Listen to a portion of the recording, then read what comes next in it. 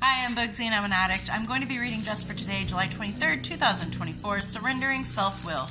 Page 213, basic text, page 93. We want and demand that things always go our way. We should know from our past experience that our way of doing things didn't work. All of us have ideas, plans, goals for our lives. There's nothing in the NA program that says we shouldn't think of for ourselves, take initiative, and put responsible plans into action. It's when our lives are driven by self-will that we run into problems. When we are living willfully, we go beyond thinking for ourselves. We think only of ourselves. We forget that we are but a part of the world and that whatever personal strength we have is drawn from a higher power. We might even go so far as to imagine that other people exist solely to do our bidding. Quickly, we find ourselves at odds with everyone and everything around us. At this point, we have two choices. We can continue in our slavery to self-will, making unreasonable demands and becoming frustrated because the planet doesn't spin our way, or we can surrender, relax, seek knowledge of God's will and the power to carry that out, and find our way back to a condition of peace with the world. Thinking, taking initiative, making responsible plans. There's nothing wrong with these things, so long as they serve God's will, not merely our own. Just for today, I will plan to do God's will, not mine. If I find myself at odds with everything around me, I will surrender self-will. Can't always get what you want. You can't. Sometimes life is based on compromise, and sometimes life is based on the needs of others, not just your own. And that's not to say that what you need and want in life is not important or valid. It's to say that when you start to do things only for the purpose of getting something in return, you're going to find that life is very lonely because people aren't going to want to be around that, where it's always about Bugsy. We're always doing what Bugsy wants. Bugsy always needs something. She's always asking for something. And then she gets mad when we can't perform, or we can't offer this, or we can't do this, or we can't do that. If that's going to be your life where it's all about me, it's going to be all about you, and only you. Nobody's going to want to be around you.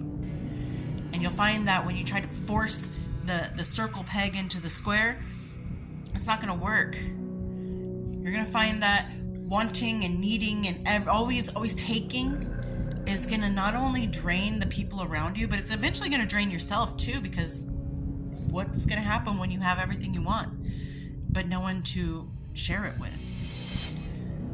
And everything can't go your way. It's not going to go your way. And the sooner you recognize that, and sooner you realize that, the better off you're going to be, because you're going to learn that you're going to find tons of disappointment the more you want and don't get.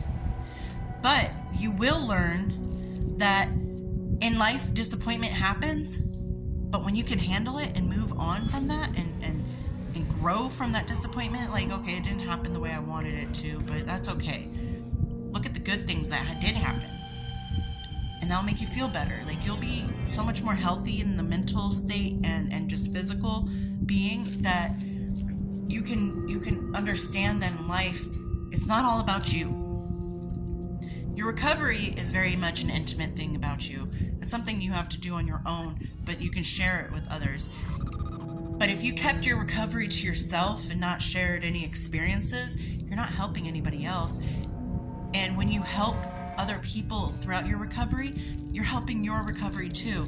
And it's kind of one of those things, you ride the razor's edge. It's my recovery is my recovery. It's my personal business and it's personal to me. But also my recovery is your recovery, because what I say helps others learn how to navigate through their recovery. Does that make sense? So you can't, like in NA, we say you can't keep what you're given. We're given this gift of recovery and this gift of sobriety and living clean, and the tools and the resources to live that way. Once we get those, we cannot keep those. We have to give it back to the newcomer, to the addict still suffering, because we've already learned it. It's like a toy that you grew out of. You hand it down to your sibling. I got what I needed out of this toy.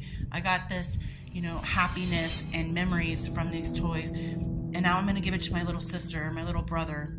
And it's kind of the same thing. I got these tools and resources, and I learned so much from Narcotics Anonymous, and I've learned so much in my recovery. Now it's time for me to pass that knowledge and that experience down to the next person who needs it the most. It doesn't negate any memories or any time that you had with that recovery. You're not giving it away for free. It's still here in the room with us. I mean, you're giving it away for free, but you're not giving it away forever.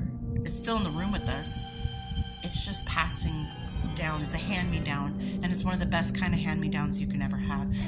And the less you think about only yourself, the more you're going to find about yourself, and the more you're going to discover who you really are. And I hope everyone's doing well out there, and I will talk to you later. Bye!